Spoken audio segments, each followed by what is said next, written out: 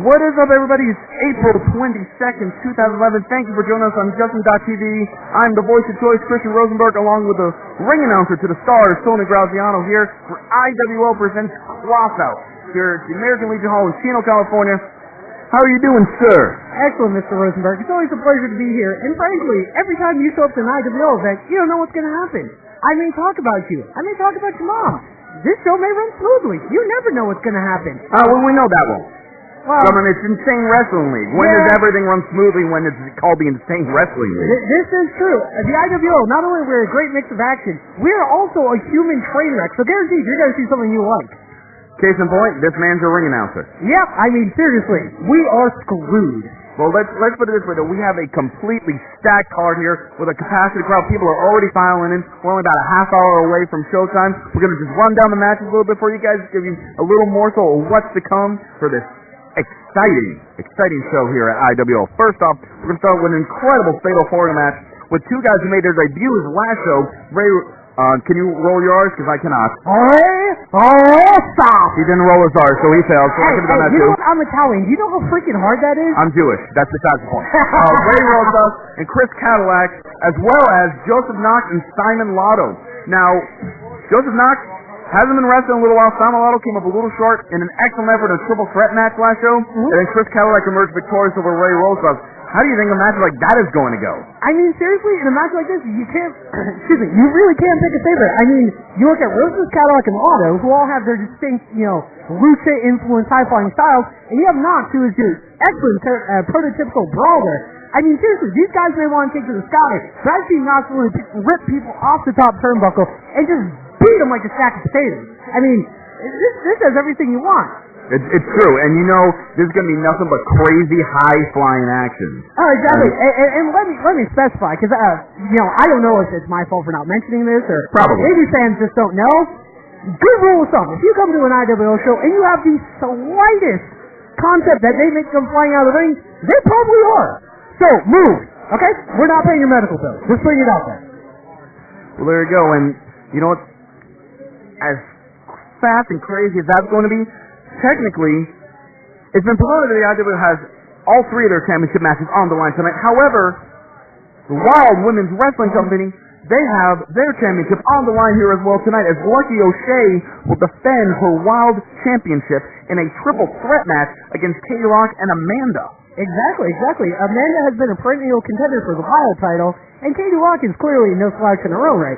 I mean, seriously, we have 3 titles in the IWL, and that's pretty nifty. But the fact that we have Wild Championship, which really gives us a nice, well-rounded women's division, really rounds out the show.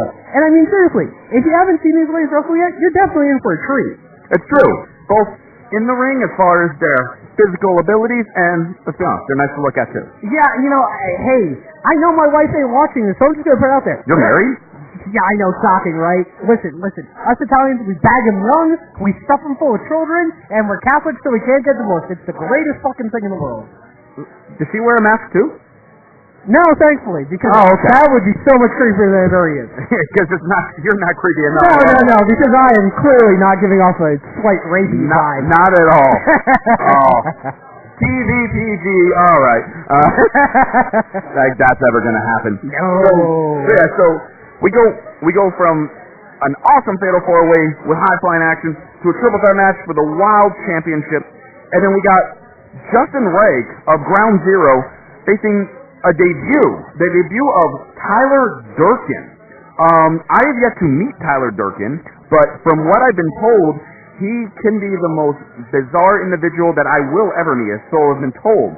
So, I don't know if I'm a little excited or a little creeped out by his appearance, but let's be honest, Justin Wright, he's been a man on a mission the last few shows. Trying to recoup his group Ground Zero, and he's just been a force ranking. Did you see him last show against his fellow Ground Zero member, Ricky De La Paz? He was just uber aggressive. Oh yeah, it really goes to the concept of tough love. I mean, in theory, Ground Zero is still a cohesive group, but it was Justin's your leader. I mean, if you've never seen the IWL, Justin terrified me for, I don't know, like a year, 18 months straight. Like, I was just... You're not scared of him? No, I'm still terrified every time I see him. Let me rephrase that. I'm still terrified so much as he stopped screwing with me, so... Gotcha. I'm not going to poke that tiger. But, with Ground Zero, it's like, well, yeah, he's the leader, but it's like, if the leader's beating the crap out of you, what kind of sick dysfunctional relationship do you have? One of pure domination. Absolutely. And you know what the thing is? Actually, I vaguely remember Tyler Durkin, to bring this up. While he has never wrestled in singles competition for us, he was, in fact, a part of the Sicko Circus Battle Royale that happened a couple months back. Oh, okay. And so he was there. And so it's his singles debut. Yeah, it's his singles debut. And what I do remember actually coincides, though, with what you said about the Bazaar, because not to be rude, but Homeboy had on a lot of glitter, and last I checked, it's no longer the 80s, and that, doesn't quite fly. Glitter can be nice. It can be flamboyant. It can be exuberant. I like my glitter when it's on a girl named Peaches that is in theory working through college. Okay? Yeah. I like to have to go home. My girl's name was Obsession. God. Don't you like how they have names that sound like they should be a cheap perfume? Yes. Classy ladies, you have singles. Only here at the Insane Wrestling League. No, they're not here, but I'll tell you who is here. Johnny Suave and Ricky De La Paz. We were talking about Ricky just a moment ago, as far as member of Ground Zero. He is here to seek, not necessarily revenge, but he wants to show the other Ground Zero members how he belongs there, and what better way to take it out on the man that Justin Wright absolutely despises more than anyone else, Johnny Suave. Yeah, I mean, Johnny Suave really does seem to be a perennial target for, anybody with a bad attitude in the IWL. He dealt with Joke. He had the match against Watts there for the NXT title. Sure. I mean, Johnny Suave consistently goes through hell in the IWL. And, this is going to be the case again. I mean, Ricky's out to prove that, even though he lost to Justin, in the grand scheme of things, it doesn't impact his career that much. I mean, yeah, it's a loss and nobody likes a loss, but Ricky De La Paz is truly a talented individual. And I mean, seriously, if Ground Zero gets, solid and they're all on the same page and not fighting each other, that's a scary group of dudes. I mean, it's one of those things like, Wednesdays, this guy turn around once they're done screwing with everyone else, go, we're going back to you. Except there's going to be 4 of them, not 1. Yeah, and here's the thing, you also got to remember, last show, during the Fatal 4-Way for the Bacon Anarchy Championship, Eric Cross wants me to call it the Pure Championship. It is not a pure it's the Anarchy Championship. It's what the Insane Wrestling is all about. Seriously, can you imagine the name Insane Wrestling League and Pure? That's like saying Tony Graziano and normal. Yeah, I was about to say Graziano and classy, but same difference. That works. Exactly. I mean, clearly, no matter how hard I try, no matter how PC I may go, I'm probably gonna veer a lap into R at some point. Oh, of course. Nah, I'm expecting that completely. But yeah. So back to this. So with Suave, it was Justin Wright and Ground Zero that distracted him towards the end of the match to let Catherine Corbin get the Anarchy Championship, his first championship reign here at IWL. So Suave's got some revenge on his mind, too. Oh, absolutely. And the thing is, Suave's a former Anarchy champion, so he's clearly no slouch. And, here's the thing. If Suave gets the win, he does have a valid argument for why he should challenge for the Anarchy title. So he's motivated, because Johnny Suave is a man that loves having an Anarchy title. I mean, seriously, did you see the joy on his face every time he got to unzip that hoodie and flash off that belt? I mean, his face lit up like it was Christmas every time. He likes the gold, and who can blame him? But he's going one-on-one tonight with Ricky De La Paz. However, who knows if it will stay that way. Moving on, we have the Tag Team Championship line. Honestly, I'm looking at as great as this card is, this is the match that really sticks out to me. You got the Mixtape Kings, your IWL Tag Team Champions, Jacob Diaz and LTD, of course accompanied by the manager, the guy who gives the name Christian, a terrible name, Christian Cole. And they are going up against the debut of the Rock Nest Monsters here. For those of you who are not familiar with the Rock Nest Monsters, they have gone all over the country. One of the most premier tag teams in the last year and a half, all around the year, making their Insane Wrestling League debut. Johnny Goodtime and Johnny Yuma, one of the best pure teams I have ever personally seen, and I cannot wait to see the 4 of them lock it up. Oh, absolutely. I mean, we've had Jacob Diaz, aka Marcus Ryan, for several years now, and I've thoroughly enjoyed his work. And we've had LCP for the last couple of years too. And when they started teaming up, I'm like, well, this just seems like the most natural thing in the world. This is great. And now to have the Rock Nest Monsters come in, I mean, they've written their own, they've written their own story, so to speak. I mean, if this isn't good, then I quit wrestling as a whole. I mean, this thing sells itself. I don't even have to explain this to you how good it's going to be. Although, trust me when I tell you, it's going to be freaking great. Absolutely. I mean, that match sells the tickets alone. I mean, and then there's still 2 more title matches after that. Absolutely. I mean, seriously, if you don't think you're getting banged for your buck, then you're clearly a cheap bastard. Language. What? Language. What? Bastard is perfectly acceptable.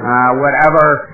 Oh, I knew this would be difficult with you. Anyway, then from there we go on to the Anarchy, aka Pure Champion, whatever you want to call it. Anarchy. Where you have your newly crowned champion, Cast Iron Cauldron, defending against Jeremy Buck.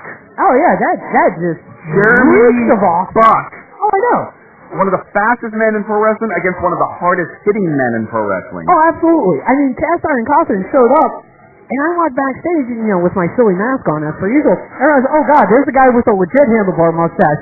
Please don't let him get mad and punch me. I do think your mustache is better. Oh, absolutely, because it's clearly real. Oh, absolutely. 100%. But I mean, Cauldron was a perennial contender before he took about a year off from the IWL. Perennial Anarchy Championship contender. He was made the finals of our initial Anarchy title tournament. And now that he's holding the belt, I mean, he's clearly not going to get it easy. But conversely, it's Jeremy Buck, dude.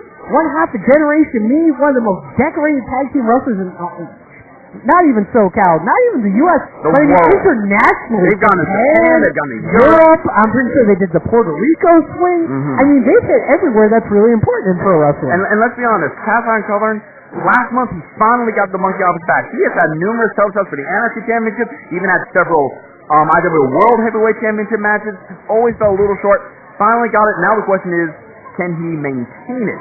Can he now maintain the position of being the hunted instead of the hunter? And Jeremy Buck fell short 2 months ago against Eric Ross with a handful of tights, victorious the last show against the debuting Steven Andrews and Sam Milano. Will he keep that momentum going and take that Anarchy title? This is one of those things that's like, that's what's so great about the IWL. Not only is this clearly going to be an excellent match, you can't pick a favorite. I mean, that's weird. You really can't have any match. Yeah, no, really. I mean, I'm not gonna lie. There's some shows where you go, oh yeah, well, in theory, so and so should win. I mean, like I incorrectly predicted Del Rio would beat Edge at Mania. My bad. Many people did that. But it's like whereas you think you stand a good chance of this, and the IWL. I've never been able to make screw an educated guess. An uneducated left field, slightly drunken guess aren't even good here. That's why it's insane. That's why we're the Insane Wrestling. That's why this is the most prestigious indie promotion in the world. This is why wrestlers from all over the country come out to Chino, California, and that's why we have this main event. That's why we have this triple threat match for the IWL World Heavyweight Championship. The former champion / owner of the Insane Wrestling League, Eric Cross, versus the new, I said new, IWL World Heavyweight Champion, former WWE Cruiserweight and Tag Team Champion, Paul London. And if that wasn't good enough, then you throw in the technical wizard, Magnum Joey Ryan. I mean, talk about 3 completely different styles, completely different personas, all rolled together in an epic battle for the most prestigious prize in professional wrestling. Oh, absolutely. I mean, frankly, this match is pretty much worth the price of admission alone. It's Paul London. I mean, if you watch the wrestling Paul freaking London. I mean, like, if you pay attention to the last, 8 years-ish, you know why you care. And if you don't, you should be ashamed of yourself. And, as much as I rip on him, and I do it carefully because he's my boss, I gotta respect Eric Cross. I don't have to like him as a human being in all his decisions, but Eric Cross, the wrestler, I respect that man. That is the guy who has worked his ass off as an IWL original to achieve the success he has. So while I think it's a blatantly huge conflict of interest, him being both owner and perennial title challenger, he still signed my check, so, I'm gonna say whatever the hell he wants to hear, frankly. You make a valid point there. I mean, Eric Cross, let's be honest, he's been cheating his way for months, finally got the best of him last month at Crossfight.